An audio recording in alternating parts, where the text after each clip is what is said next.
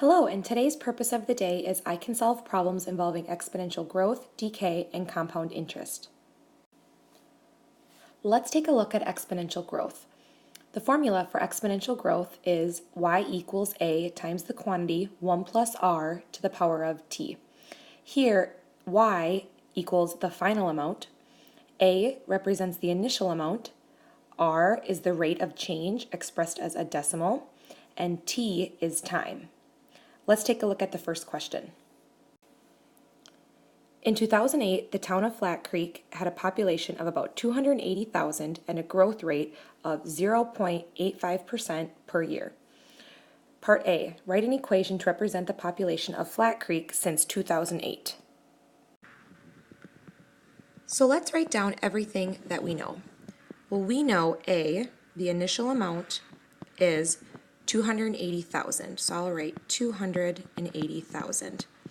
I know that R, the rate here, is 0.85%, but we need to write that as a rate of change, which is expressed as a decimal. So I need to actually change this percentage to a decimal, which will be, I move the decimal over 2 places to the left, so 0.0085. Now, we just want to write an equation to represent the population of Flat Creek since 2008, so I can go ahead and put together my equation based on knowing those two variables. So my equation will be y equals my initial amount, which was 280,000, times the quantity 1 plus my rate, which is 0.0085, to the power of t, and then I can go ahead and simplify 1 plus 0.0085, and I'll get y equals 280,000 times the quantity 1.0085 to the power of t, and then that's my equation to represent the population of Flat Creek since 2008. Okay, part B now says, according to the equation, what will the population of Flat Creek in the year 2018 be? So now what I need to do is I need to plug in how many years is 2018 after 2008, and then that will be whatever t is. Well, 2018 is 10 years after 2008, so t will equal 10. So then I'll go ahead and write my equation from part A. So y equals 280,000 times the quantity 1 plus, well, actually, it's just 1.0085, and then to the power of 10, and I can go ahead and plug that in my calculator, round to the nearest person, and get 304,731 people. And that is my answer. Exponential decay is very similar to exponential growth in that there's only one change in the equation. So here the equation for exponential decay is y equals a times the quantity 1 minus r to the power of t, where a is still the initial amount, r is still the rate of decay here, expressed as a decimal, t is the time, and y is the final amount. Again, the only difference is now we're subtracting, which makes sense because this is exponential decay. So let's look at the first problem. During an economic recession, a charitable organization found that its donations dropped by 1.1% per year. Before the recession, its donations were 390,000. Question A. Write an equation to represent the charity's donations since the beginning of the recession. So again, we can write down the facts that we know. So A, the initial amount is 390,000. We know R here is 1.1%, so if I move that decimal 2 places to the left, it's 0.011, and then that's all I need now to write my equation. So y equals 390,000 times the quantity 1 minus 0.011, all to the power of t, and now I can simplify 1 minus 0.011 and get 0.989. So that final equation will be y equals 390,000 times the quantity 0.989, all to the power of t. Now the second question, estimate the amount of donations 5 years after the start of the recession. Well, now I just want to go ahead and plug in 5 in for t, so y equals, again, 390,000 times 0.989, all to the power of 5. And I can go ahead and type that into my calculator, and I get an answer of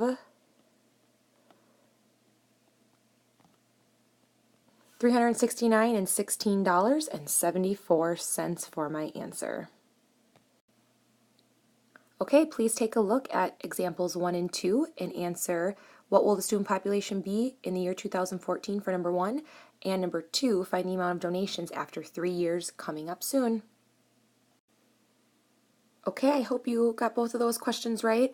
I have written out what the 2 equations you should use for the following problems that you had just solved. Hopefully, again, you got those correct. And as you probably had noticed, number 1 was exponential growth, again, because that keyword said growth rate. And number 2 was exponential decay, because again, that keyword said dropped.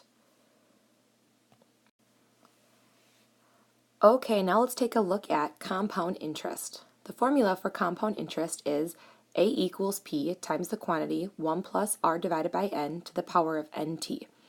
So A here is the final amount. And occasionally it's okay to substitute A for Y and say Y equals, but here, the original equation with the variable they gave us was A, so the final ending amount. P here is the principal or initial amount, similar to the last equations that we saw. 1 plus R, again, R is the interest rate expressed as a decimal. N is the number of years, the number of times the interest is compounded each year. Again, N is in 2 different places here in this formula, and it means the same thing. And T is the time, and typically here it's given in years. So the definition for compound interest is interest earned or paid on both the initial investment and previously earned interest. It is an application of exponential growth. So a couple keywords that you'll see when you're figuring out problems that involve compound interest is annually. So again, this would be what N would equal. So how many times would this be compounded each year? So annually, if you hear that keyword, that means 1. Semi-annually means 2. Quarterly is 4. Monthly is 12. And daily would be 365. Let's take a look at a few examples of compound interest. Maria's parents invested $14,000 at 6% per year compounded monthly. How much money will there be in the account after 10 years? Okay, so let's write down here what we know. A equals the principal amount of $14,000 times the quantity 1 plus the rate here is 6%. So 6% as a decimal will be 0.06. Then divided by N, the number of times compounded per year. Here it's monthly, so that equals 12. And then to the power of N times T, again, N was 12 times 10. And now I'm putting that in parentheses because if I want to type this all in my calculator, I will need to make sure that I'm putting the correct parentheses where they need to be so that my calculator can figure out PEMDAS correctly. So if you type this in your calculator, you should get $25,471.55. Okay, let's look at another question. Maria's parents invested $14,000 at 6% per year compounded daily. So we're going to see what the difference between compounded monthly versus compounded daily will give us. So again, how much money will there be in the account after 10 years? So what I will do here is A equals my principal amount of $14,000 times the quantity 1 plus, again, the same rate, but now compounded daily would be 365. And then to the power of 365 times 10. I will go ahead and type in my calculator, and I get $25,508.41. Now please make sure you know how to type that into your calculator. And this makes sense that we should have more money because if you're, compounding on that money daily more times than monthly, you should end up with a larger amount of money after that after that compounded for 10 years. All right, you will see just a few problems of what is known as compounding continuously. So this just means that money is being compounded continuously for a certain amount of time. So the equation is a little bit different when we would solve for this. Here, this will be A equals P times E to the power of RT, where A is still the final amount of investment. That doesn't change. P is still the initial amount of investment. E now is a little bit different than what we've seen. This is actually a natural logarithm, which is approximately equal to 2.71828, and there's a button on your calculator that I will show you that we will use when we want to compound continuously. Again, that's what we use, that natural logarithm in this equation. R is still the annual rate expressed as a decimal, and T is the number of years in time. And we'll take a look at these examples in class together and in the homework. Thanks for listening. Have a great day. Please check Google Classroom for more information. Bye-bye.